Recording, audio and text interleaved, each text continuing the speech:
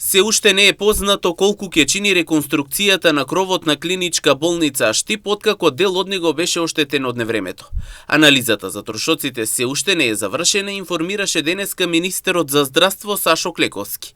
Дел од средствата за реконструкција според него се веќе достапни за да започне постапката. Тој посочи дека Министерството е во координација и со директорот на болницата, но и со градоначалникот. Се бараат можности за обезбедување дополнително финансирање за проектот. Анализата се очекува да биде завршена за цената на трошоците. Таму беше предвидена реконструкција на кровот во Штип.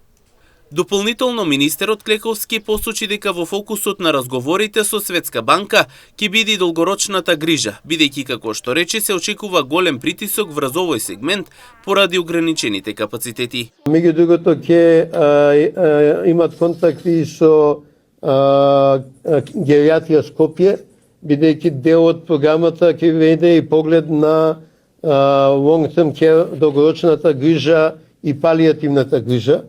Јас неколку пати претходно имам кажувано дека надвор овие тековните предизвици заради демографската промена голем притисок ќе стане долгорочната нега, без разлика дали е психијатриска, дали е терминална или класична геријатриска нега, каде што моментално имаме многу ограничени капацитети, еден во Скопје, еден во Битола, така да и тоа е предмет на анализа од страна на Светската банка и ЕИБ.